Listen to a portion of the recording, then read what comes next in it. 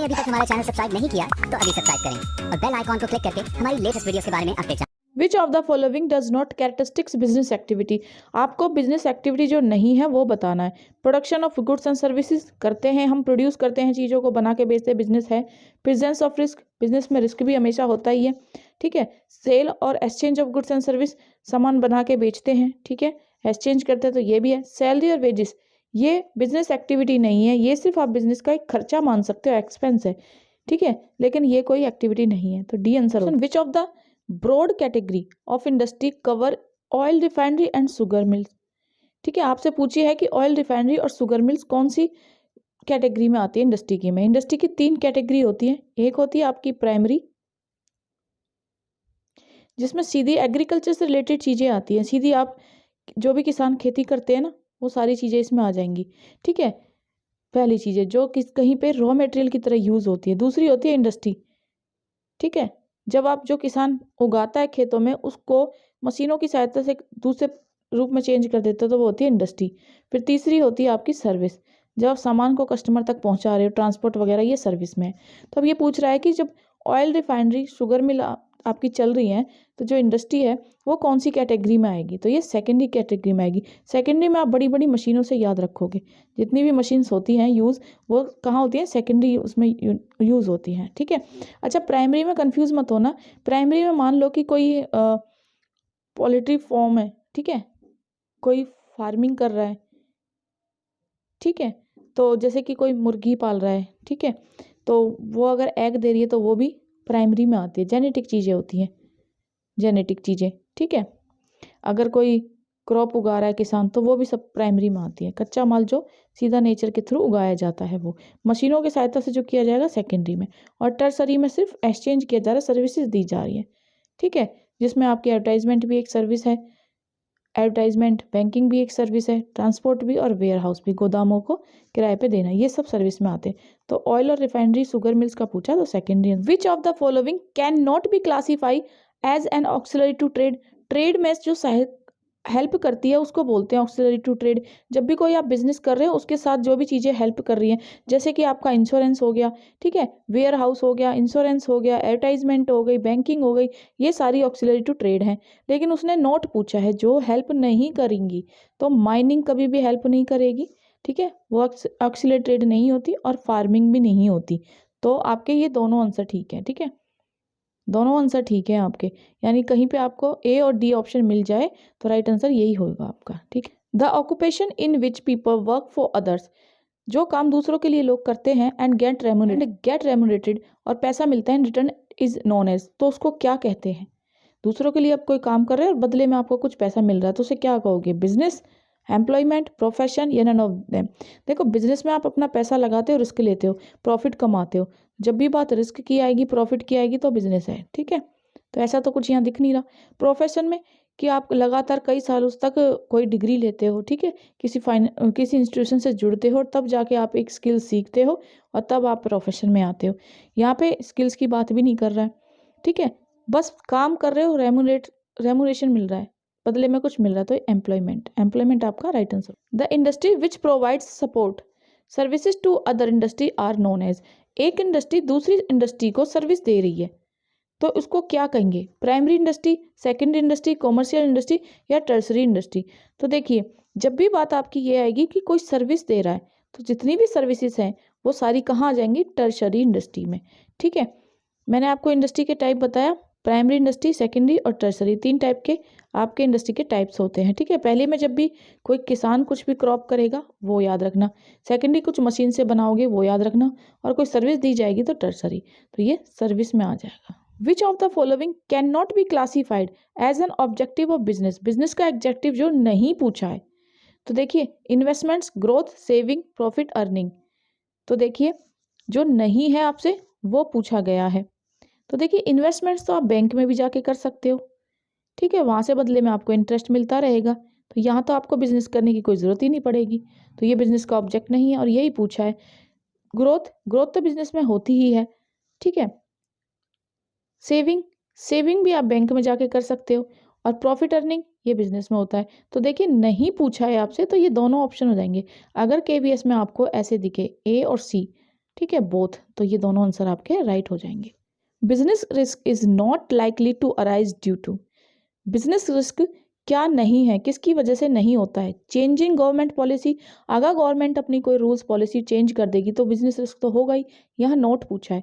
Good management, अगर आप अच्छे से अपना काम करोगे तो क्या रिस्क होगा? नहीं, ऐसे कभी भी नहीं होगा। ठीक है, तो यही आपका राइट आंसर है।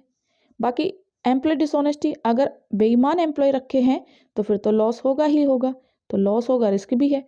प्रॉफिट अर्निंग, ठीक है, प्रॉफिट में भी आपका क्या होता है? रिस्क होता है। प्रॉफिट अर्निंग में भी प्रॉफिट आए ना आए, कम आए, ठीक है, खर्चे भी ना निकाल पाए, तो नोट पूछा है ऐसा काम जिससे कि रिस्क ही ना हो, तो गुड मैनेजमेंट से कभी रिस्क नहीं होगा। काफी easy question. Dash removes the hindrance of risk, hindrance होता है रुकावटें, और जो रुकावट होती है रिस्क में, जोखिम लेने में जो रुकावटें हैं उनको कैसे दूर किया जा सकता है, उनको दूर कैसे किया जा सकता है? ट्रेड करने से, बिजनेस करने से ये रिमूव हो जाएंगी। ट्रांसपोर्टेशन से कि आप एक चीज़ सामान यहाँ से उठा के दूसरे में सामान लेके भेज दो, यानी रेल में आपने कोई सामान लेके एक स्टेट से दूसरे स्टेट भेज दिया, तो इससे रुकावटें कम हो जाएंगी। या एडवर्टाइजमेंट, आप विज्ञापन करे जा रहे हो और इससे सारी आपका रिस्क खत्म हो जाएगा, तो देखिए दिमाग लगाइए थोड़ा सा। इंश्योरेंस करने से आपका रिस्क खत्म हो जाता है। जब भी बात आती है रिस्क की, रिस्क कवर करें, इंश्योरेंस कराएं। ऐड सुनते हो आप कि LIC पॉलिसी लें, जीवन के रिस्क को कम करें, ठीक है, ऐसे ही जनरल इंश्योरेंस करा लें और अपने बिजनेस के रिस्क को कम करें। Machinery imported from China, China से मशीन मंगाई है, was further sold to Nepal, और नेपाल को बेच दी। वन कंट्री से जब आप एक चीज़ मंगा लेते हो, ठीक है, वन कंट्री से आपने परचेज किया कोई चीज़, तो परचेज को आप बोलते हो इंपोर्ट। और जब दूसरी कंट्री में, अदर कंट्री में आप कुछ सेल कर देते हो, ठीक है, अदर कंट्री में सेल कर देते हो, तो उसको सेल्स को आप क्या बोलोगे? एक्सपोर्ट। क्योंकि जब अपनी ही कंट्री में करते हो तब तो परचेज और सेल वर्ड यूज़ करते हो, लेकिन जैसे ही आप दूसरी कंट्री से जुड़ जाते हो, इंटरनेशनल लेवल पे कुछ परचेज और सेल्स करते हो, तो एक्सपोर्ट और इंपोर्ट वर्ड यूज़ करते हो। अब एक कंट्री से लिया और दूसरी को बेच दिया, इसको क्या कहते हैं? मोस्ट इंपॉर्टेंट क्वेश्चन है, चाहे KVS हो, चाहे NVS हो, या आपका DSSS भी हो, हर एक में आपका ये क्वेश्चन पूछा ही पूछा जाता है, कोई भी टेन्यूर उठा के देख लेना। Interport, import, export, none of these, तो इसको इंटरपोर्ट कहते हैं। एक कंट्री से लिया और दूसरी को बेच दिया, interport. Automobiles and computers industries are example of, जो ऑटोमोबाइल और कंप्यूटर की इंडस्ट्री है वो किसका एग्जाम्पल है? Processing industry, assembling industry, synthetic industry, या फिर नन ऑफ। प्रोसेसिंग की बात करोगे, प्रोसेसिंग की बात ऐसे होती है जैसे आप शूज़ बना रहे हो, तो शूज़ बना रहे हो, पहले तो शूज़ के लिए लेदर को काटना पड़ता है, फिर सिलना पड़ता है, ठीक है, फिर उसमें सोल लगानी पड़ती है, तो 2-3 प्रोसेस से काम कर रहे हो।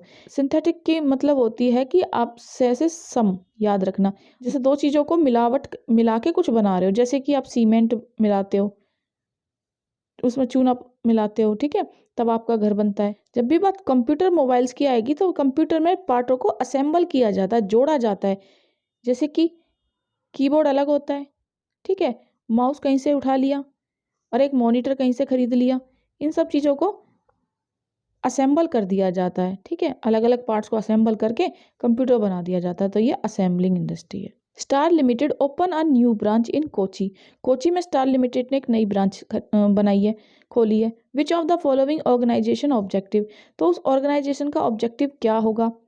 प्रॉफिट कमाना, ग्रोथ, सर्वाइवल, या नन ऑफ दी। जब ब्रांच खोली है, ब्रांच का मतलब क्या है कि एक ऑफिस मेरा यहाँ था, ठीक है, दूसरा ऑफिस मैंने यहाँ पे खोल दिया, दूसरा ऑफिस, तो मैं एक ऑफिस से डबल ऑफिस खोल रही हूँ, ब्रांच बना रही हूँ, तो मैं ग्रो कर रही हूँ, यानी मेरी तरक्की हो रही है, तो इसको आप क्या बोलोगे?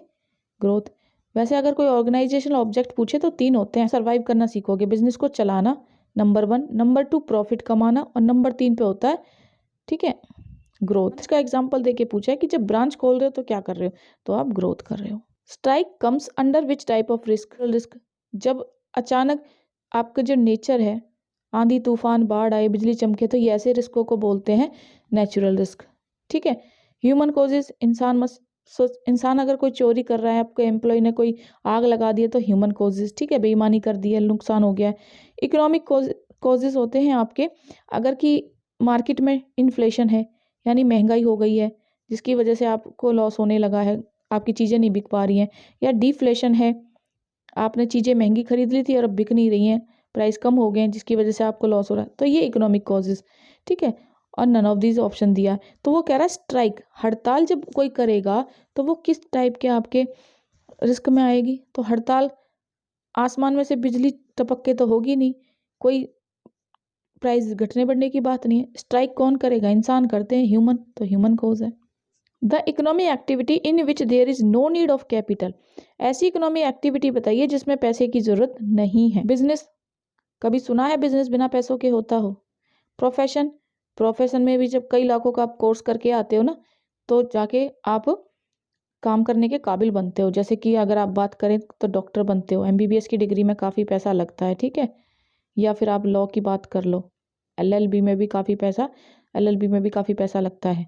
अब वो कह रहा है पैसे की ज़रूरत नहीं है, सीधा जाओ और आप इकोनॉमी एक्टिविटी करो, कमा के पैसा लिया हो। तो एम्प्लॉयमेंट में आपको पैसे की ज़रूरत नहीं होती पहले लगाने की, क्योंकि मजदूर जाता है, जाते ही काम पकड़ लेता है, झाड़ी पर उसको वेजेस मिल जाती है। तो इस पॉइंट ऑफ व्यू से सोचना, एम्प्लॉयमेंट आ जाएगा। अक्षत इंजॉय टीचिंग और orphans in his free time. देखिए ऑर्फन्स क्या होता है, आश्रम, ठीक है। आश्रम में जाता है अक्षत और इंजॉय करता है वहाँ पे बच्चों को फ्री में पढ़ाना, फ्री टाइम में वो। It is an example of, जो भी काम फ्री में हो, जब कहीं से कोई कैश ना आए और आप काम कर रहे हो, तो वो नॉन इकोनॉमी एक्टिविटी कहलाती है, नॉन इकोनॉमी।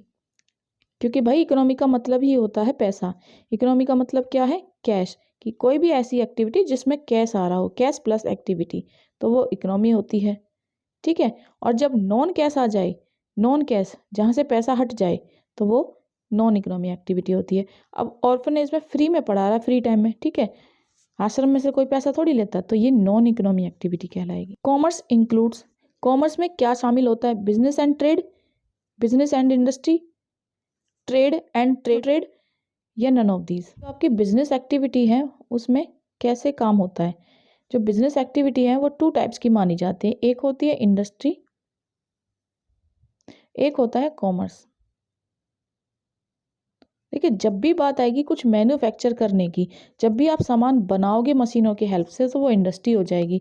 और जब बात आएगी सिर्फ माल को खरीदने और बेचने की, गुड्स को एक्सचेंज करने की, ठीक है, concern with exchange of goods and service, तो ये कॉमर्स हो जाएगा। और कॉमर्स के अंदर 2 पार्ट्स में डिवाइड होता है, ट्रेड, यानी आप बिजनेस कर रहे हो, ट्रेड एंड, अब कॉमर्स डिवाइड होगा 2 भागों में, ट्रेड और ट्रेड में करने हेल्प करने वाली चीजें, तो ट्रेड टू एड्स, ठीक है, या ट्रेड टू ऑक्सिलरी भी बोलते हैं इसको, ट्रेड टू ऑक्सिलरी, यानी जो बिजनेस में सहायता करे, जैसे कि बैंकिंग, ट्रांसपोर्ट, वेयर हाउस, ठीक है। तो अब यहाँ पूछ रहा कॉमर्स में, तो कॉमर्स के मैंने बताया trades and aids to trade, 2 part होते हैं, ठीक है।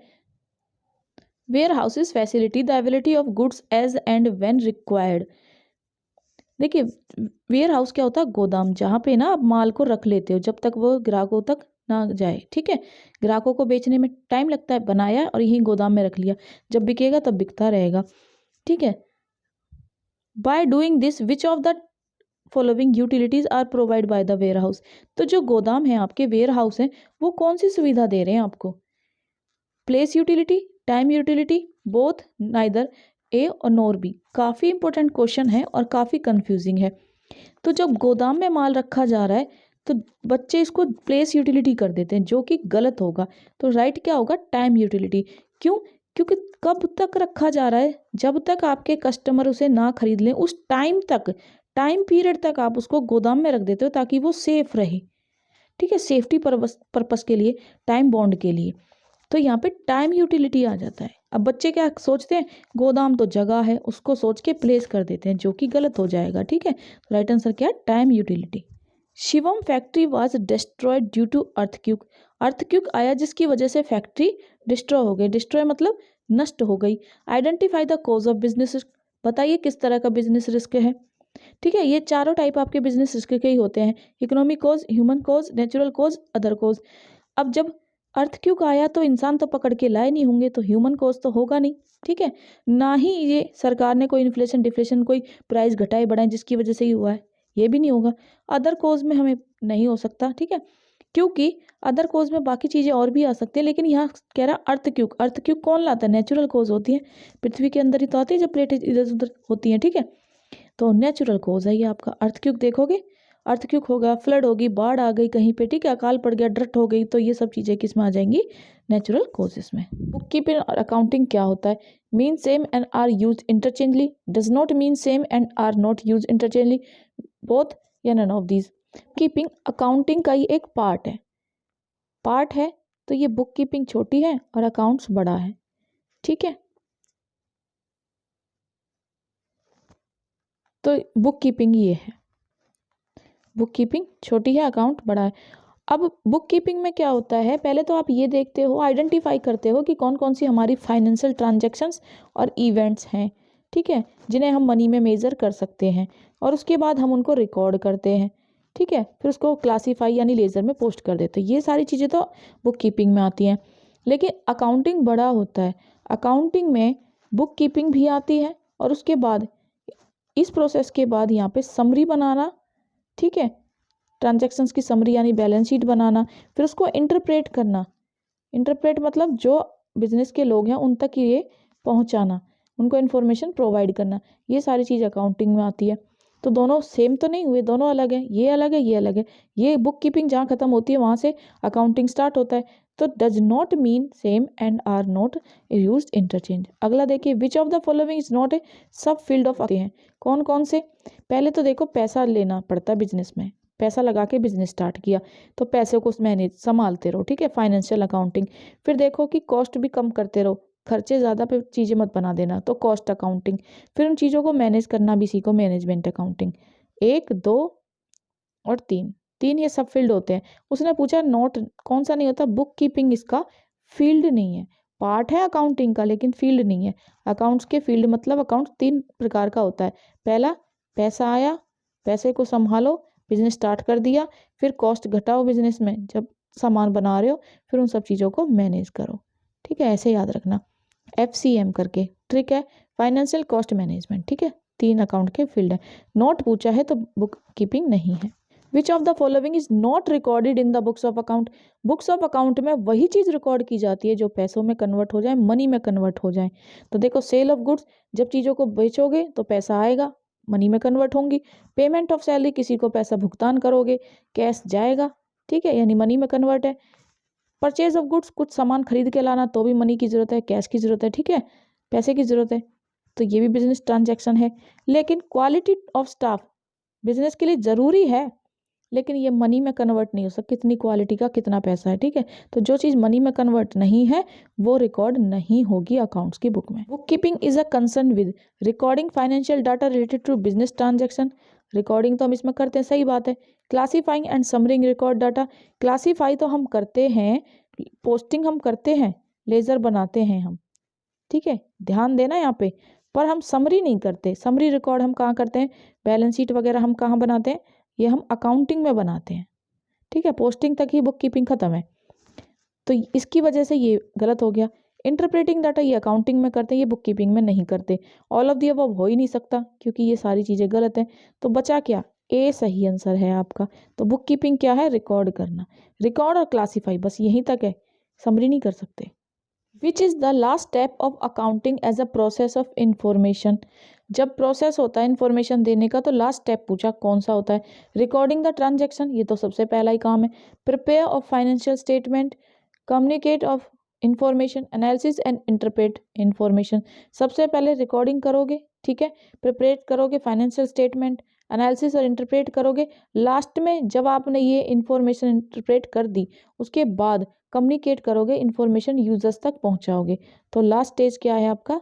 CR राइट आंसर हो जाएगा। Functions of financial accounting is to, basic function पूछा है फाइनेंशियल अकाउंट का। फाइनेंशियल मतलब पैसों का लेन देन के अकाउंट का। रिकॉर्डिंग ऑल बिजनेस ट्रांजेक्शंस करोगे, interpret financial data, assist the management, none of these. तो देखिए इसका राइट आंसर क्या हो जाएगा? रिकॉर्ड ऑल बिजनेस ट्रांजेक्शन, जितनी भी बिजनेस से रिलेटेड ट्रांजेक्शन्स हैं उनको रिकॉर्ड करना फाइनेंशियल अकाउंटिंग का बेसिक फंक्शन है। सबसे पहला काम यही है, ठीक है, बाकी भी है लेकिन उसने बेसिक पूछा है इस वजह से ये आंसर सही है। ऑल ऑफ द अबव का ऑप्शन ही नहीं है, ठीक है, तो पहला ही सही। Are posted into ledger account, from पूछा है, फ्रॉम मतलब कहाँ से लेके आप जनरल, कहाँ से लेके आप पोस्टिंग लेजर में करते हो। जब आपको पोस्टिंग करनी है, लेजर अकाउंट बनाते हो, तो लेजर अकाउंट बनाने की हेल्प कौन करता है, कहाँ से आप पोस्टिंग कर रहे हो देख देख के, जनरल बुक आपका राइट आंसर हो जाएगा। अगर ये पूछता जनरल बुक से टू कहाँ ले जाते हो टू, तो फिर ये लेजर में हो जाता, पोस्टिंग में ले जाते। अब क्योंकि फ्रॉम पूछा है तो जनरल बुक आएगा, कंफ्यूज ना हो, काफ़ी इंपॉर्टेंट क्वेश्चन है ये। विच of the following is not a business transaction, जो बिजनेस ट्रांजेक्शन नहीं है वो पहचाननी है। Purchase of goods for resale amount, दोबारा सामान बेचने के लिए खरीद के लाए हो, है business. Paid salary and wages amounted to 10,000, खर्चा किया है, बिजनेस से रिलेटेड है, पैसे में कन्वर्ट कर रहे हो इसे, ठीक है। सैलरी दी है, बिजनेस करोगे तो सैलरी भी देनी पड़ेगी। Paid rent for office premises, rent भी देना पड़ रहा है बिजनेस के लिए, ठीक है, ऑफिस का रेंट देना, ये भी बिजनेस ट्रांजेक्शन है। कह रहा purchase a LED TV for personal use, अपने घर ले जाने के लिए एक एलईडी टीवी खरीद के लाए हो, बिजनेस कर रहे हो, तुम्हारे घर से कोई लेना देना नहीं है, ठीक है। तो ये आपके ड्राइंग्स हैं, पर्सनल चीजें हैं जो बिजनेस में नहीं आएंगी, ठीक है। तो ये business transaction.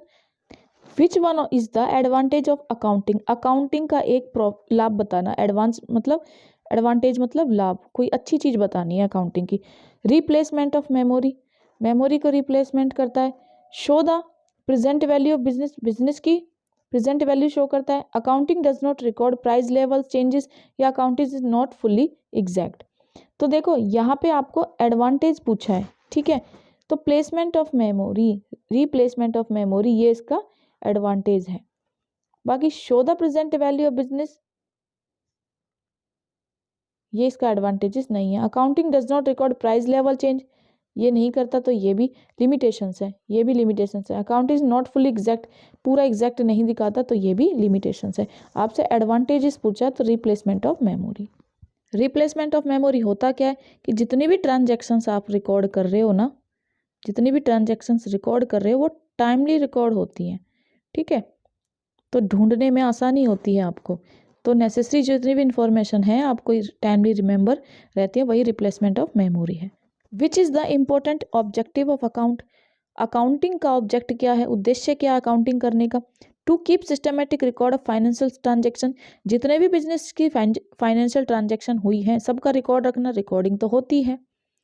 To ascertain the net profit और लॉस ऑफ बिजनेस, ये जानना कि मुझे कितना फ़ायदा हुआ है, कितना नुकसान हुआ है, ये भी होता है।